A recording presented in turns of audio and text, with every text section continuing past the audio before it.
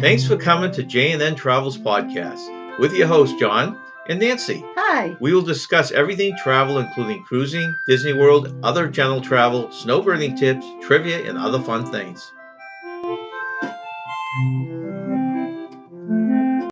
Thanks for joining us. Each podcast contains 2 segments with travel information. We also have Nancy's Trivia, travel fun facts, and snowbird tips. We have been getting some questions emailed to us and will answer one question on each podcast. If interested in sending us a question or making up a comment, email us at j&ntravels@yahoo.com. Please check out our J&N Travels Facebook page, J&N Travels merchandise store, our J&N Travels YouTube channel, and visit our podcasts on YouTube, Spotify, Google, Amazon, and Apple. Our information for everything is listed below. We like to start off each podcast with Nancy's Trivia. Nancy, that's me, will give you the trivia questions now, and she will give you the answers towards the end of our podcast. Well, Nancy, we like to start out every show with a little bit of trivia just to set the pace. So, you usually read a number of trivia questions. We have 3 today. We do. And in the spirit of December and Christmas, they're all Christmas related. And you'll give the 3 questions, and then at the end of the show, we will give the 3 questions again with their answers.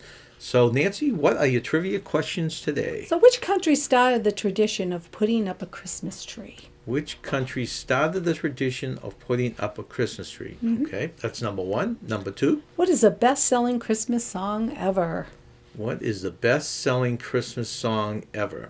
Okay, I think I have an idea on that Yeah. one. And number 3, in Charles Dickens' A Christmas Carol, what was Mr. Scrooge's first name? What was Mr. Scrooge's first name in Charles Dickens' A Christmas Carol? Okay, those 3 questions will be answered at the end of our show. Thank you, Nancy. You're welcome. Well, Nancy, 'tis the season to be jolly. It is. Being that it is the Christmas season, we decided to go with a Christmas theme. Yeah. So for our first segment today, we did a little research online and found what they consider 14 great Christmas towns in the U.S. So from coast to coast, here are the most charming towns to visit for Christmas. Now, there are 14 of them.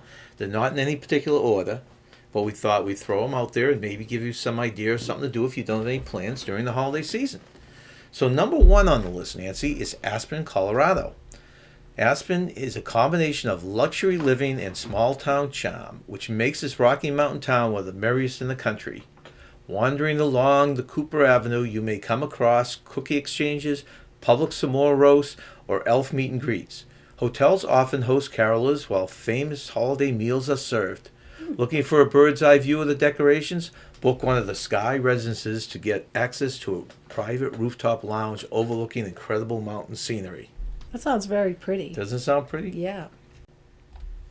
So, Nancy, what's number 2 on the list? Ogunquit, Maine, a place we've been a few times. That's a fun place. We like that a lot. We do. Travelers may be drawn to this former artist colony in Maine as a beach getaway, but the holiday season offers a different set of perks, namely lower prices and an overall calm with just enough activity to keep things humming. December's Christmas by the Sea Festival typically includes a bonfire on the beach and visits with Santa.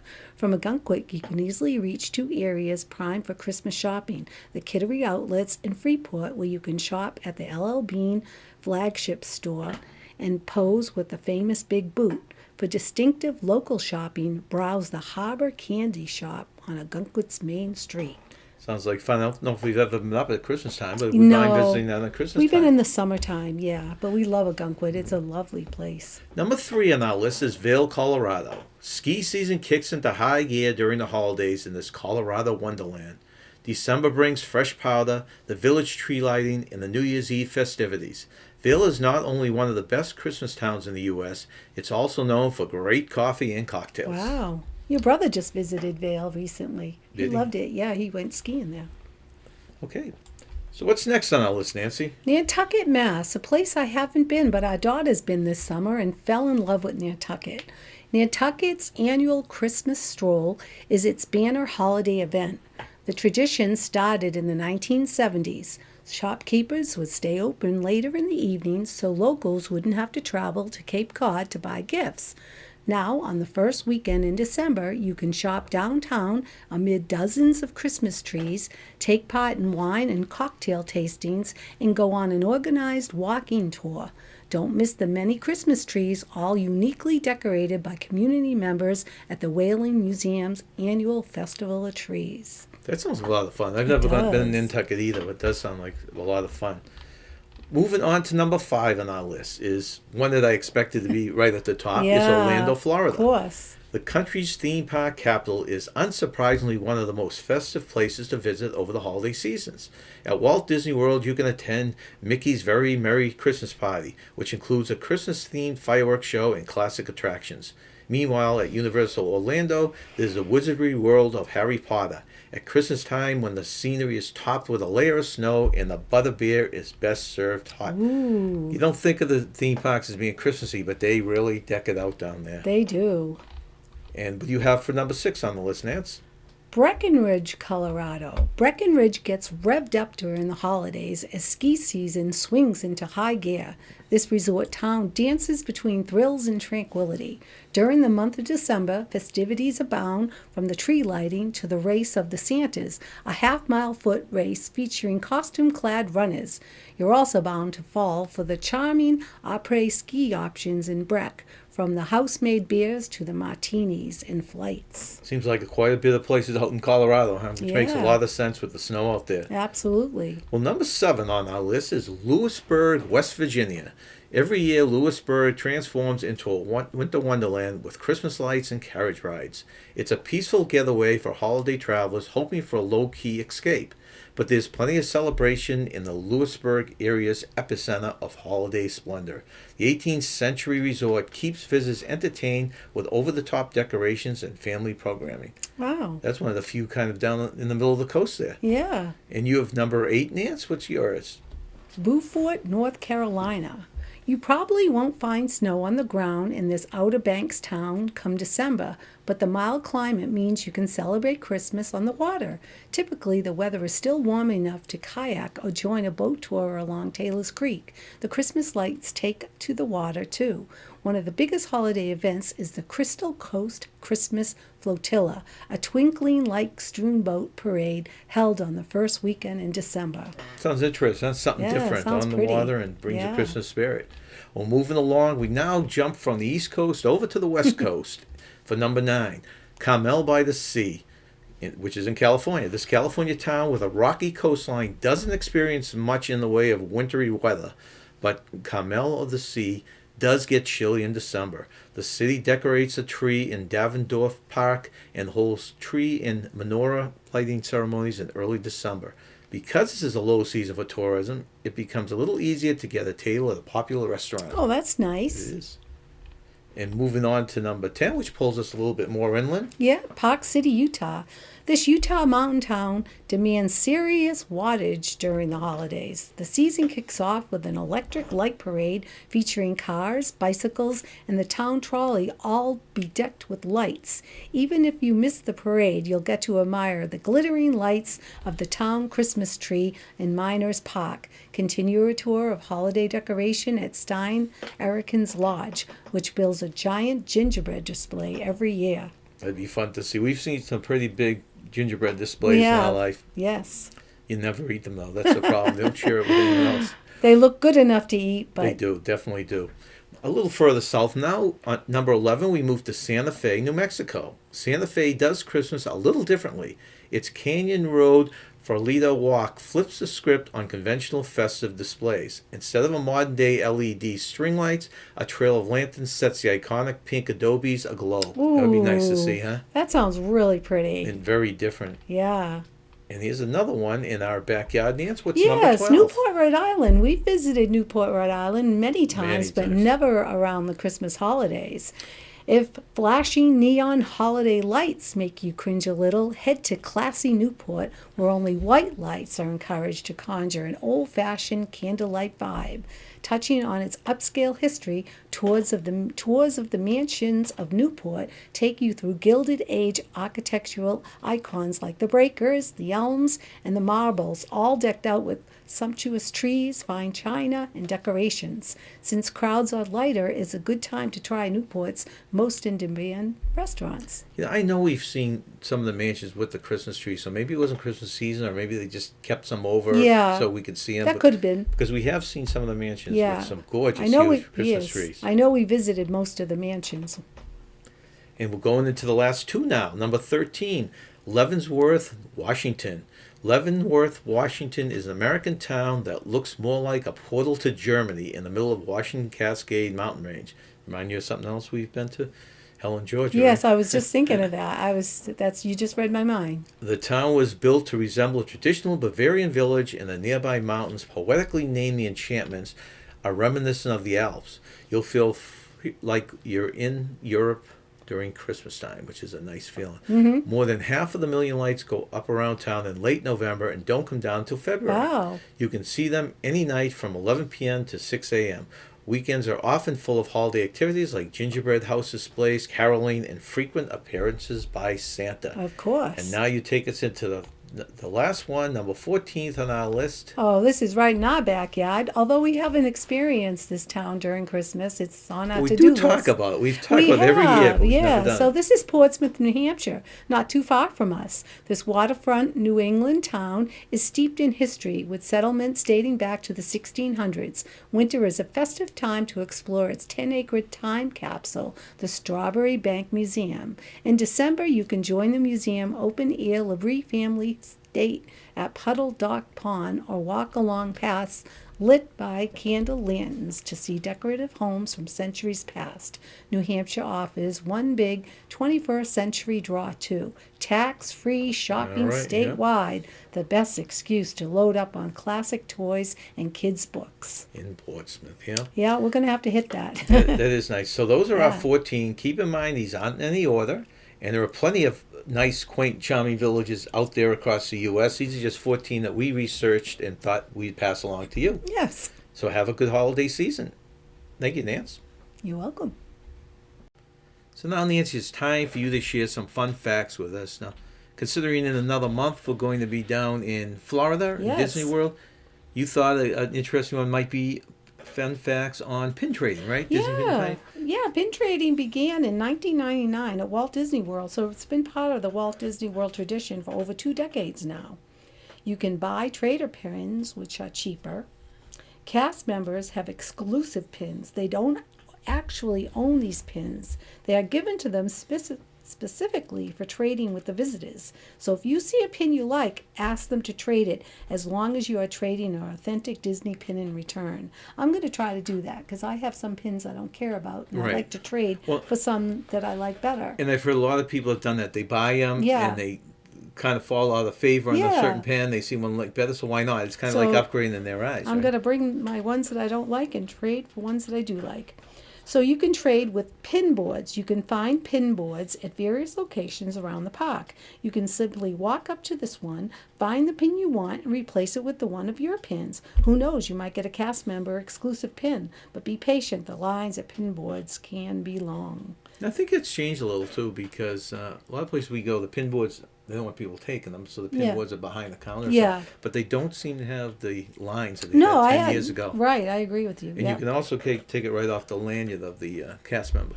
Some Disney pins can be pricey and can range from $8 to $100. So make sure you know the value of your pin before you trade it away. Well, you used to be able to get them for about $5, but like, what were the last 2 pins of yours? Weren't they like $6.50, $7.50? I thought the last one I paid $14 for. Okay, so a lot more than I thought. Okay, so yeah, 14. I got the Disney 50th pin, and that was like $14.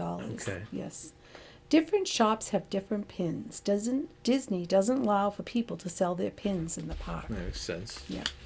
Competing company. Yeah. Disney cast members cannot turn down any trade, so it's not a problem for them to hand over one of their cast member exclusive pins. So remember, you can trade up. If you see it, then it's yours. Yeah, basically. Right. Most cast members wear a black lanyard, but if you see one wearing a green lanyard, that means they are only open to trade with children. Never That makes knew sense. that. I didn't know that either. What was the first Disney pin? We should blame it all on Jimmy Cricket or the Blue Fairy. After all, she gave Jimmy his official conscience pin, which was the very first Disney pin. I didn't know that either. No idea. What is the rarest Disney pin? The Dream Jeweled Mickey is one of the rarest Disney pins ever made and a collector's dream item. It's packed full of special features that add to the pin's value. Each of the 3 pins has 130 precious gems, including garnets, black sapphires, and real diamonds. Those are fascinating, Nancy. Yeah. Thank you for sharing those. Yes, I got to make sure I bring my Interesting pins to facts Disney. on Pin Train at Disney. Snowbird tip. Looking for some recreational activities to do? There is an area on Route 192 called Shingles Creek that has both a walking path and a bike path. The best part of Shingle Creek is the kayak rentals if you want to view nature at its best. Segment number 2 on our podcast is an edited version of a topic from one of our earlier lives. Disney Studios. We've been doing a park each week. First week was Magic Kingdom, last week was Epcot, and this one is Studios. And basically, in the last decade or so, what's changed? Some of the changes in it. I just happen to have my Studios mug right here, my glass right here. Nice. Actually, this one comes with trivia on it. Let's see. Yeah, that's a I really just throw that out if anyone happens to know. Which is the only dwarf not to have a beard? Oh, Which is the only dwarf not to have a beard? I know that one. Do you really? Okay. Yeah. So let's start with the year 2008. Okay. 2008, man, that was remember we had the ice storm in 2008. And the reason we skipped back that far, do we really? Yeah. Okay. The reason I skipped back that far is because that was a big deal when Disney had made a deal with MGM. Remember the studios used to call MGM Studios? Yeah, I do. Yeah. And there was all sorts of conflict. The relationship between MGM and Disney became very, very bad and rocky. There were actually even lawsuits going on between the two of them. So Disney finally decided, I guess they signed a contract in 2008. MGM decided they weren't going to renew the contract with Disney. So Disney went on and basically changed their name to the Disney Studios. I think it had changed once to Studios. No, I think it was Hollywood Studios, and then they finally changed it to Disney Studios. You're right. Now, this goes back a ways, but do you remember back in that studios before they had all the new stuff that they got out there now? We went to a show called Who Wants to Be a Millionaire? It was on TV, and they filmed it there. I loved that show, and I was excited that we could actually be in the studios for that. We actually saw also on that same studio, Let's Make a Deal, but that was years before that. That was a long time ago. And the cool thing with that, and I love that show too. Well, the cool thing with that probably a lot of other people don't even identify with is there was an original MC for that show was Monty Hall. Do you remember? Yes, I was going to say, but he didn't MC it. No, he left, but the week we were there, they had him back as a guest MC, so we actually got to see Monty Hall. We did. Okay, because I thought we did see him, but then I said maybe I didn't. Okay. Oh yeah. Okay. So that was pretty cool. Yeah. For us, anyways, because that was the original guy we saw. Yeah. Oh gosh, yes, I loved Monty Hall. It's like all those games. Remember the dating game, the Newlywed Game, and the Family Feud, and all those ones with the original MCs. Yeah. And they left. Like Bob Eubank was the Newlywed Game. Right. And I forget the Love Connection. Well, even The Price is Right, right? Oh, yeah, that was another one. Bob Barker. It's changed now. It's Drew Carey. I wonder if he's still doing that show. Yeah, he is. So that was torn down to make room for Pixar Place, which was the original Toy Story Mania. Mm-hmm. Okay, so that's where that originally was. 2010. Do you remember this one too? American Idol Experience and Legend of Captain Jack Sparrow both closed. They had that theater, and at one point there was a Drew Carey. It was sound something. There was no picture to it. I remember that. We saw that. Yeah. And that came out, and they replaced it with the American Idol. Okay. Which I don't think lasted that long. I don't remember American Idol. But they were actually they had a thing there, and people would. The actual show wasn't taped there, but they ran a show, and the people who won that were automatically allowed to be on the network show. Oh, that's cool. Yeah. But it didn't last very long, though, huh? I don't know. I'm not sure how long it was. I think it was called Soundstage. Soundstage was before that, right? Yeah. Right. That's right. 2014, okay, in the Disney Studios. I never put my little Okay. In 2014, the Sorcerer's Hat was removed. Oh yeah, I really, really like the The little sorcerer's Sorcerer's hat. Hat. I did. I love that. I think I have a pin with that.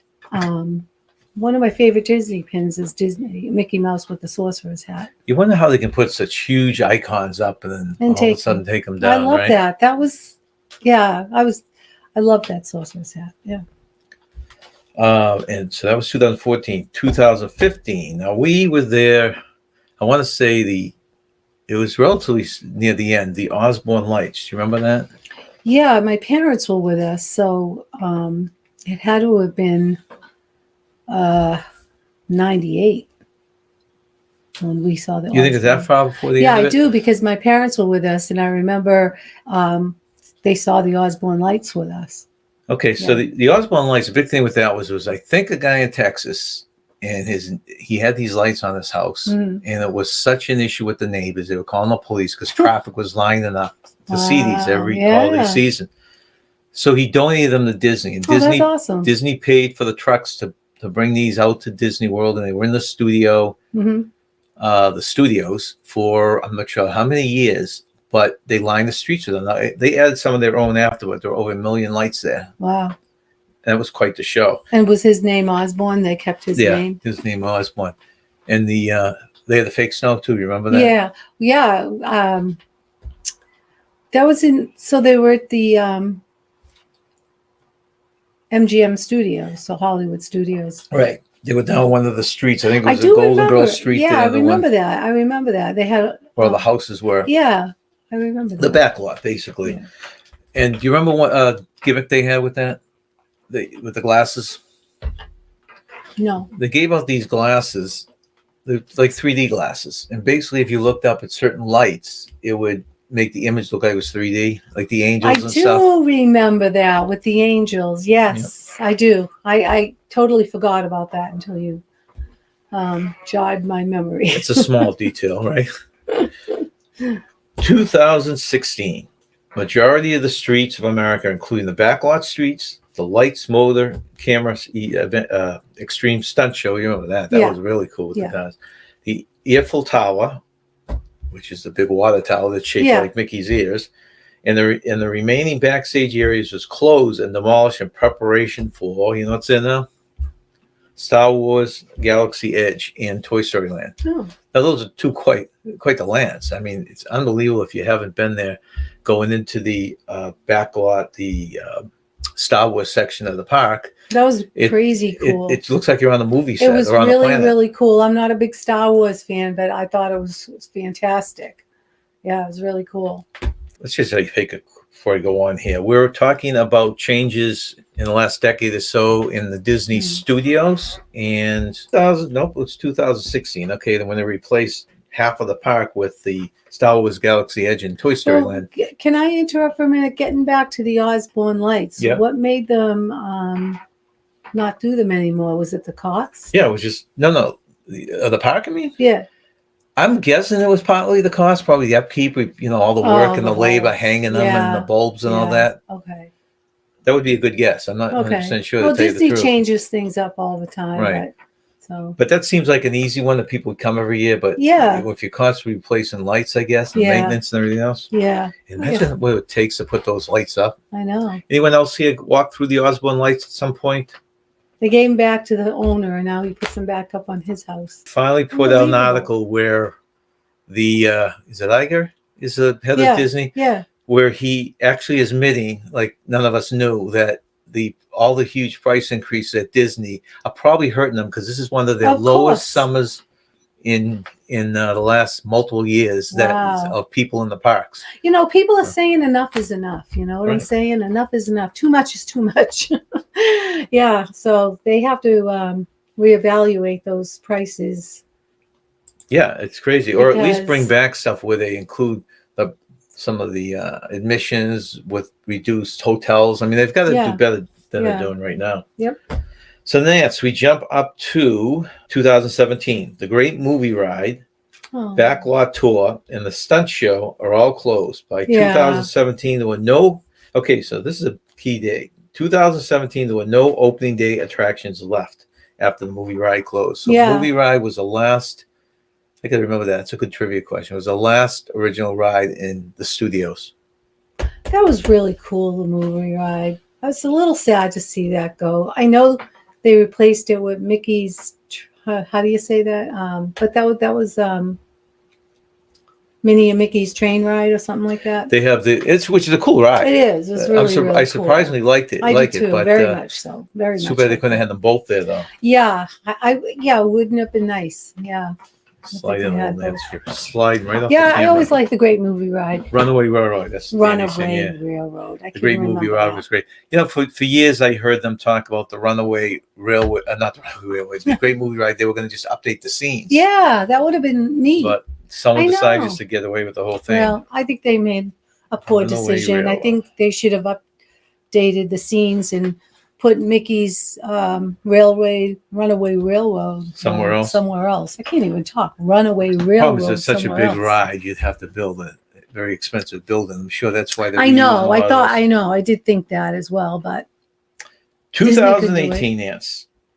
Toy Story Land, Slinky Dog Dash. That's the roller coaster. I didn't get to go on the Slinky Dog. Alien Swirling Coasters and Toy Story Mania all opened up. Now the Toy Story Mania, I'm not sure if they actually moved the whole ride, but they doubled the size, and it's over in Toy Story Land now. So I had heard rumors that the entrance to it was just put on that side. The original ride existed, and then someone else told me they moved the whole ride. So I'm not sure which is which. That's a fun ride. That's a fun ride. Very much. The Slinky we've been wanting to get on, but there's 2 hour waits every time we were there. Someday.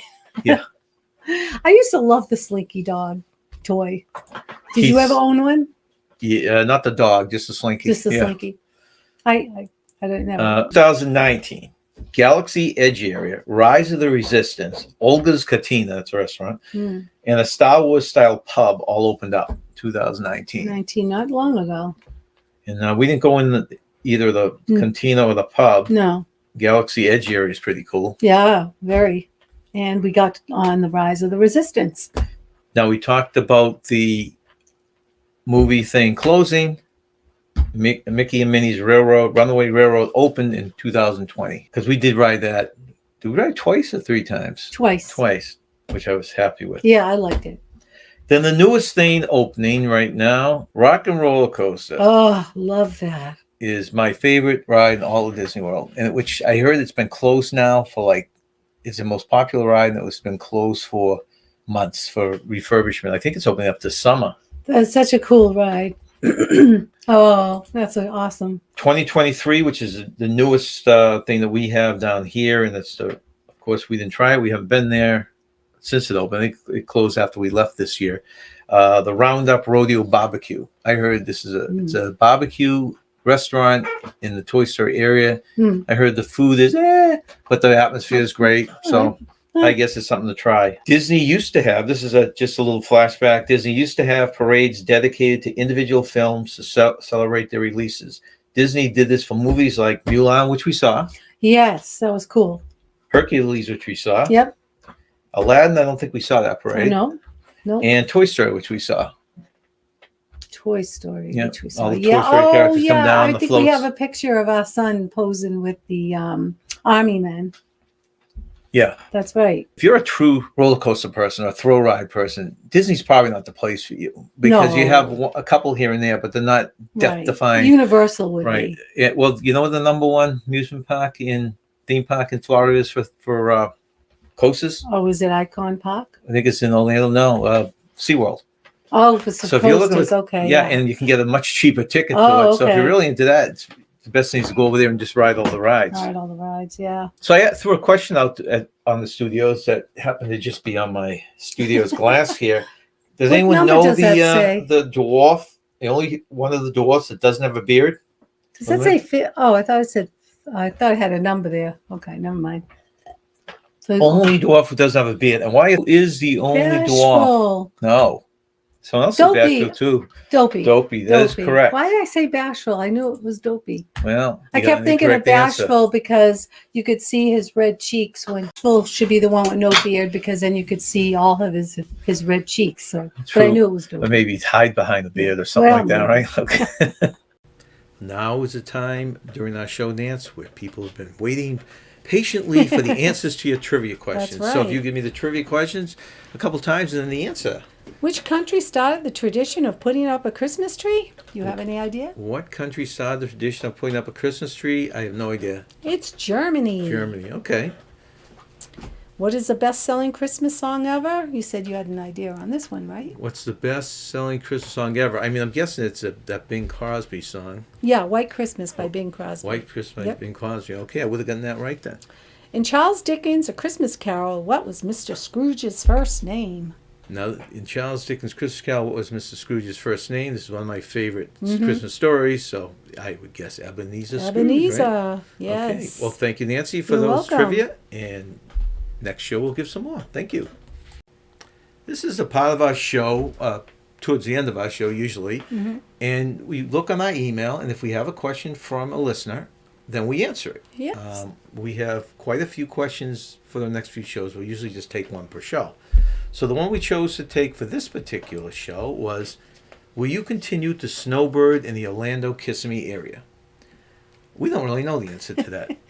Well, if we're going to work for Disney, we will next year. We kind of have our next year plan, right? You get Disney and you got Give Kids the World. Yes. So that's kind of plan. Yes. At that point, going on to the following winter, if we still go down to Florida, then we would probably contemplate if we want to go by. There's a lot of things we want to do. We Yes. haven't really hit the theme parks yet. We haven't worked for Disney. We haven't worked the full season for Give Kids the World. Right. But we could accomplish all those this coming We winter. could, and next year we might want to explore other Right. areas. We might say, this is great, let's do it again. Or Yeah. we might turn around and say, because we've talked about going to different parts of Florida. We have some friends who stayed up in Destin. We have Yeah. some other friends down Saratoga area or Yes. even towards the Keys. So there's a lot of stuff out there. We even thought about popping into a few places and taking cruises from the Florida ports. Yeah, there's a lot of options. So to answer the question, ask the question again a year from now, right? We'll tell you in a year from now. Right. Right now, we plan on fulfilling our wishes in the Kissimmee, Orlando area. Yes. We met friends there.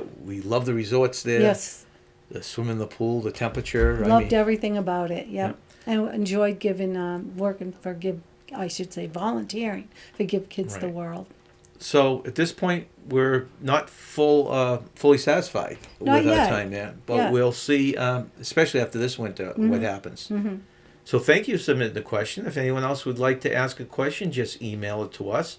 The email should be right down below in our description. Yeah. But Thank it- you for but it is submitting J- that question. But it is j&ntravels@yahoo.com. So thank you very much.